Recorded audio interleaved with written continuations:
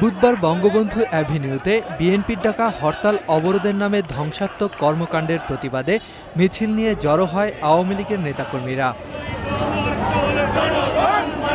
সে সময় দলীয় নেতারা বলেন, আর কোনো সুযোগ নেই, অবিলম্বে বেগম জিয়াকে গ্রেপ্তার করা উচিত। খালেদা জিয়াকে গ্রেপ্তার করতে হবে, শেষ জায়গায় চলে এসেছে। এখন আর তাকে গ্রেপ্তার না করে উপায় নাই সরকারের। পরিষ্কার বলতে চাই, এদের বিরুদ্ধে সরকার যত কঠোরতম ব্যবস্থা গ্রহণ করার তাই করবে, কোনো অবস্থাতেই ছাড় দেওয়া হবে না।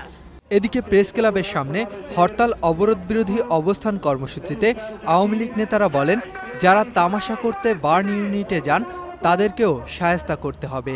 বেগম খালেদা জিয়া তিনি যে মানুষগুলোকে পেট্রোল বোমা মেরে হত্যা করেছেন, যারা মৃত্যু যন্ত্রণায় কাতরাচ্ছে, তাদেরকে উপহাস করার জন্য তিনি তার দলের নেতা মাহবুবুর রহমানকে সেখানে পাঠিয়েছেন। যারা জানমাল রক্ষার দায়িত্বে নিয়োজিত তারাও তাদের ওই সমস্ত বোমাবাজদের, গুপ্তঘাতকদের দেখা মাত্র গুলি করার জন্য সরকার এদের তাদের দায়িত্ব। নেতারা আরও বলেন, খালেদা জিয়া মানুষ হত্যার মধ্য দিয়ে ক্ষমতায় যাওয়ার চেষ্টা করছেন।